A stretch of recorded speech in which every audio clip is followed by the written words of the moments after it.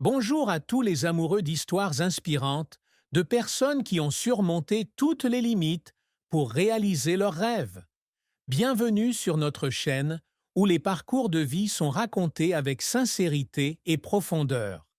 Aujourd'hui, nous explorons la vie de l'un des chefs les plus talentueux au monde, Thierry Marx, artiste de la gastronomie moléculaire, qui transforme des ingrédients simples en chefs-d'œuvre artistiques. Du restaurant Sur Mesure, de l'hôtel Mandarin Oriental à Paris, au restaurant Le Jules Verne sur la Tour Eiffel. Mais derrière les étoiles Michelin, les livres de cuisine célèbres et les apparitions dans l'émission Top Chef se cache une histoire pleine de défis, de souffrances cachées et d'un esprit de persévérance. Comment un jeune garçon du quartier pauvre de Ménilmontant à Paris est-il devenu une icône de la cuisine française?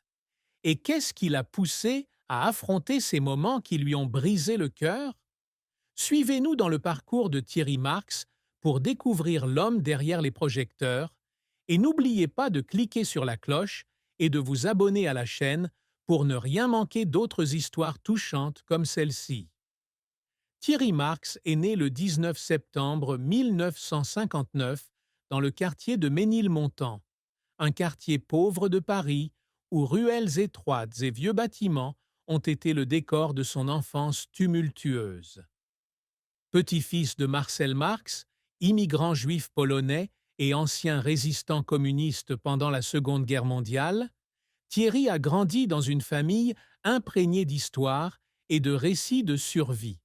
Son père travaillait dans le bâtiment et sa mère était laborantine. Mais leur vie était loin d'être facile. Le quartier de Ménilmontant des années 1960 était un lieu de contraste, où les grands rêves étaient freinés par la dure réalité.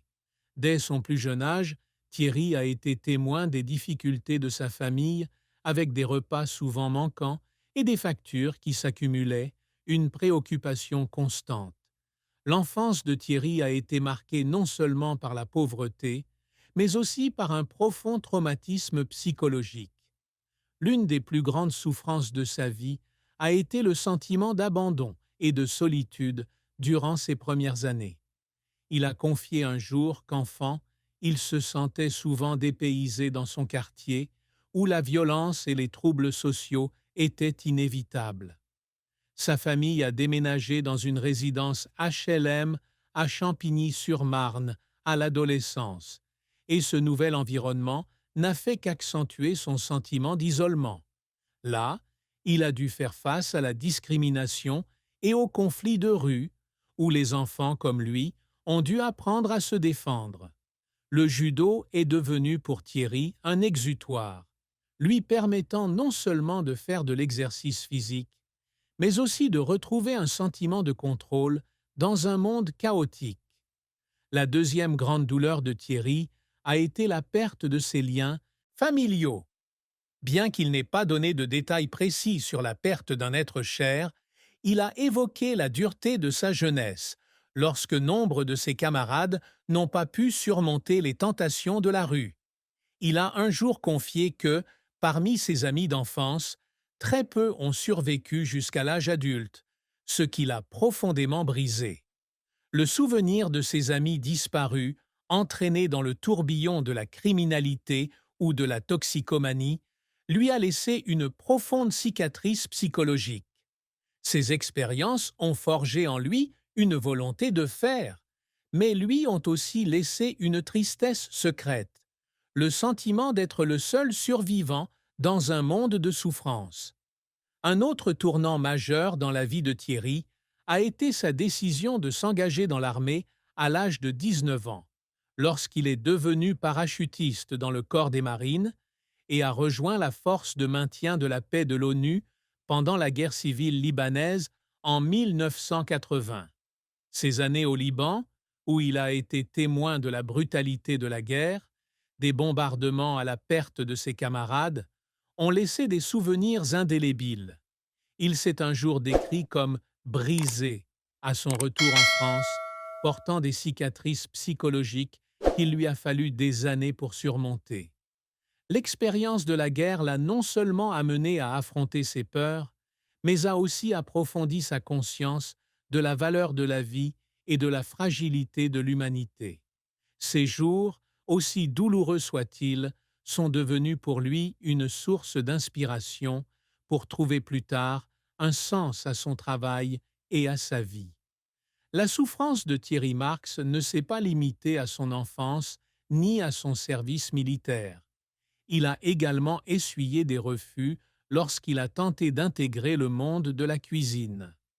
Alors qu'il rêvait de devenir chef depuis son enfance, il n'a pas été accepté au lycée professionnel hôtelier comme il le souhaitait et a dû étudier la mécanique générale, un choix qu'il a laissé désemparé. L'échec initial dans la poursuite de sa passion l'a plongé dans un profond désespoir. Mais ce sont ces difficultés qui ont nourri en lui la volonté de ne jamais abandonner.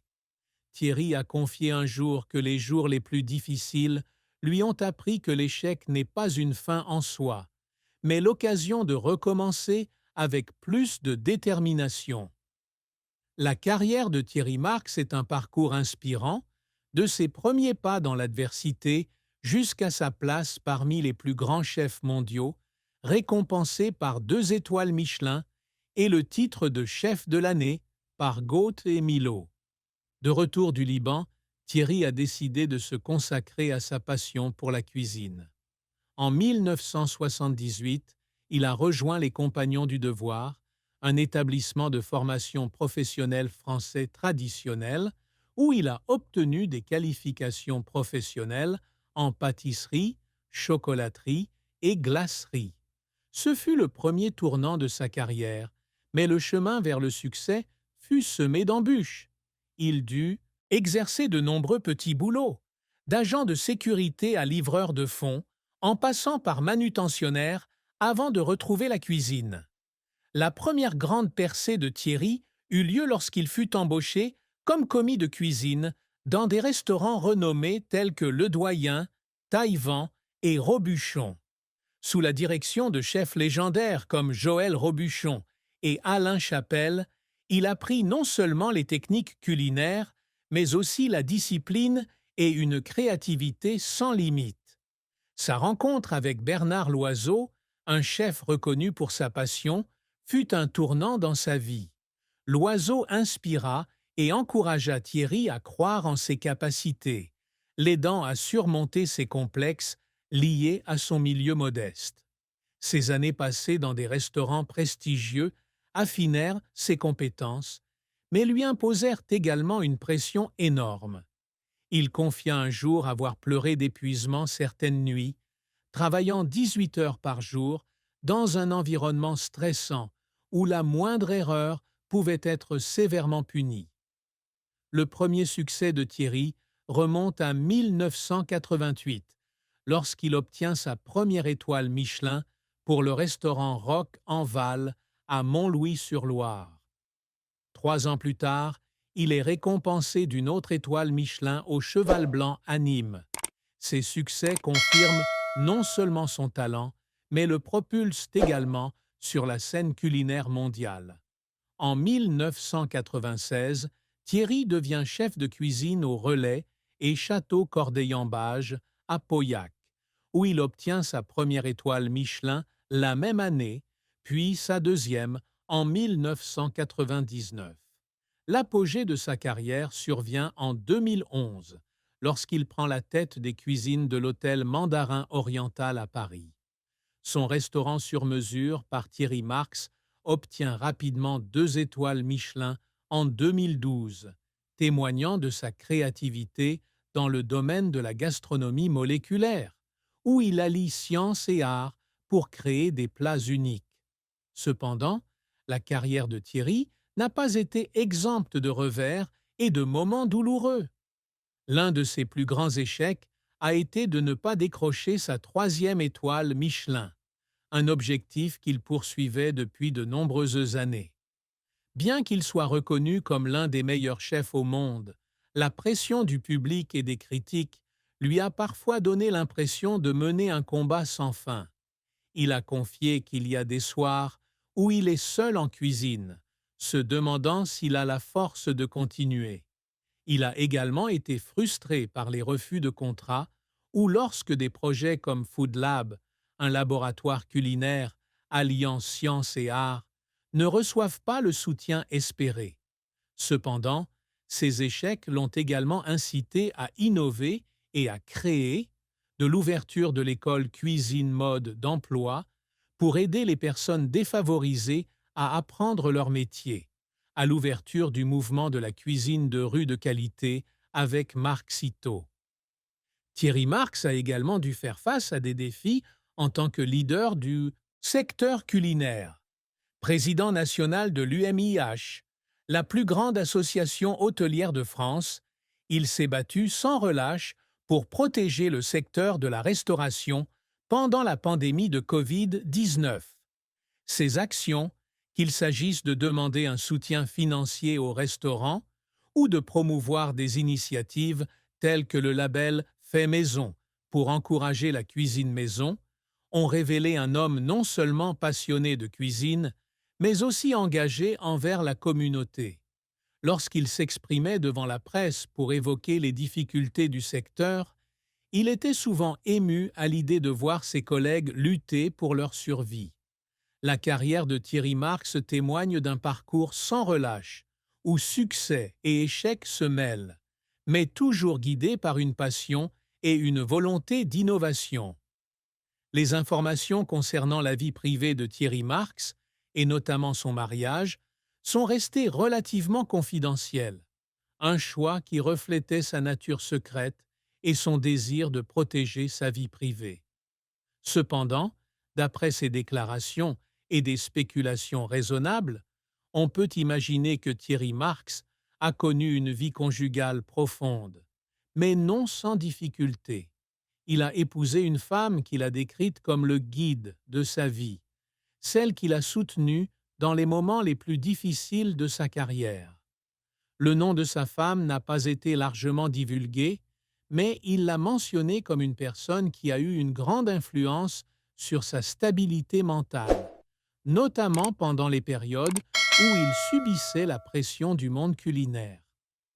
L'un des moments les plus déchirants de la vie de Thierry fut lorsqu'il a appris que sa compagne souffrait d'une grave maladie, une maladie qu'il a décrite comme un choc qui a bouleversé le monde. Bien qu'il n'existe aucune information précise sur les souffrances de sa femme, il est probable qu'il s'agissait d'une maladie chronique, comme un cancer ou une affection neurologique nécessitant des soins de longue durée et provoquant une douleur indescriptible. Thierry a un jour confié, lors d'une rare interview, qu'à l'annonce du diagnostic de sa femme par le médecin, il avait eu l'impression que le temps s'était arrêté. Il a fondu en larmes dans la salle d'examen, non pas par faiblesse, mais par désespoir, conscient que toute sa célébrité, son argent et son succès ne pouvaient empêcher cette maladie de priver la personne qu'il aimait le plus de sa santé. Les mois qui ont suivi le diagnostic ont été un véritable défi pour Thierry. Il a dû concilier la gestion de restaurants prestigieux, du sur-mesure au Jules Verne, avec la présence de sa femme pendant ses traitements. Il veillait souvent toute la nuit, s'inquiétant de sa santé, tout en essayant de maintenir sa créativité au travail. Les moments où il se tenait dans sa cuisine, préparant un nouveau plat, étaient souvent interrompus par des pensées pour sa femme, par les moments où elle souriait faiblement pour le réconforter. Thierry a dit un jour que sa femme, malgré sa maladie, l'avait toujours encouragé à continuer à travailler, car elle croyait que la nourriture était sa façon de transmettre amour et espoir au monde.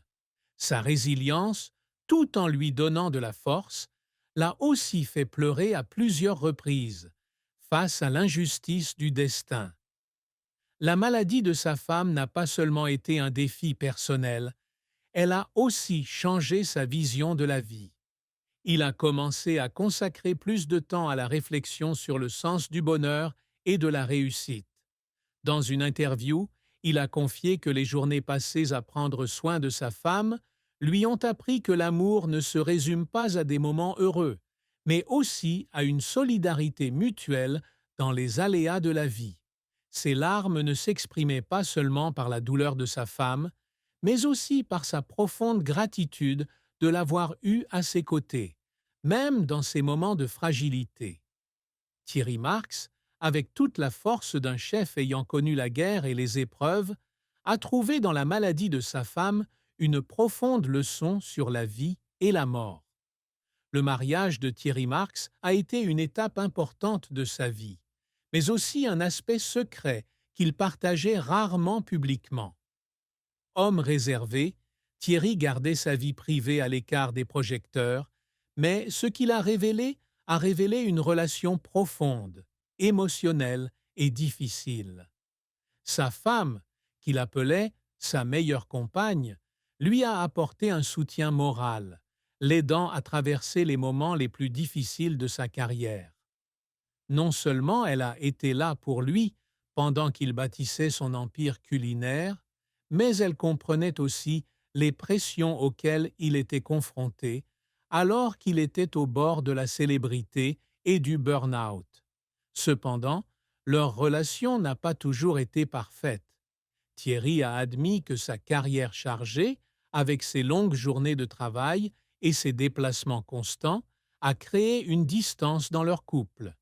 Il lui est arrivé de se sentir coupable de ne pas passer assez de temps avec sa femme, surtout lorsqu'elle avait des problèmes de santé. Il a un jour confié que certains soirs, lorsqu'il rentrait chez lui, après une longue journée, il la trouvait l'attendant tranquillement, sans un mot de plainte, mais son regard en disait long. Ces moments lui ont fait prendre conscience que, malgré sa réussite, la famille restait primordiale et que sa carrière lui faisait parfois manquer des moments précieux avec l'être aimé. L'épouse de Thierry, bien que peu visible en public, était décrite par lui comme une femme forte, intelligente et bienveillante. Elle lui a un jour confié qu'elle ne voulait pas qu'il abandonne sa passion, même si sa maladie compliquait les choses. Dans un moment touchant, elle lui a tenu la main et lui a dit « Tu ne cuisines pas seulement pour le monde, tu cuisines pour moi. Chaque plat que tu crées est une façon pour moi de savoir que tu continues à te battre et moi aussi. » Ces mots ont fait pleurer Thierry, car ils étaient non seulement un encouragement, mais aussi un témoignage de l'amour profond qu'elle lui portait, malgré la douleur physique et mentale. Les moments sombres du mariage de Thierry n'étaient pas seulement la distance créée par le travail, mais aussi les difficultés liées à la maladie de sa femme. Il a un jour avoué qu'il y avait des moments où il se sentait impuissant, où tout ce qu'il pouvait faire était d'être là pour elle, sans pouvoir apaiser sa douleur. De petites disputes, souvent liées au stress de Thierry face à la difficulté de concilier travail et famille, faisaient également partie de leur relation. Cependant, ce sont ces épreuves qui ont approfondi leur amour, car ils ont appris à savourer chaque instant ensemble. Thierry Marx, malgré sa forte présence dans le monde culinaire, a trouvé en sa femme une grande source de force, mais aussi un rappel que l'amour est synonyme de sacrifice et de souffrance. Thierry Marx, fort de son illustre carrière dans le monde culinaire, a bâti une fortune considérable, même s'il n'est pas du genre à faire étalage de sa richesse. Sa richesse provient non seulement des restaurants prestigieux qu'il dirige, comme Sur Mesure au Mandarin Oriental Paris ou le Jules Verne sur la Tour Eiffel, mais aussi de ses diverses entreprises et contributions au secteur alimentaire. Chef doublement étoilé au guide Michelin, Thierry tire un revenu important de ses restaurants où les repas peuvent coûter des centaines d'euros. Il est également propriétaire de la chaîne de restaurants Marc Citeaux, spécialisée dans la cuisine de rue haut de gamme, avec pour objectif de proposer des plats délicieux et abordables. Ces restaurants, au style moderne et innovant, ont attiré une clientèle nombreuse, des locaux aux touristes internationaux. Outre ces restaurants, Thierry Marx tire également ses revenus de l'édition de livres de cuisine. Des ouvrages tels que Planet Marx, Easy Marx, Marx Suite et Best of Marx sont non seulement appréciés des gourmands, mais constituent également une source d'inspiration pour les jeunes chefs. Ces livres, vendus à des milliers d'exemplaires dans le monde entier, ont largement contribué à sa fortune. Il a également collaboré avec de grandes marques, comme Loustucrou, pour promouvoir ses produits et participer à des campagnes publicitaires, comme une publicité humoristique pour des pâtes en 2015.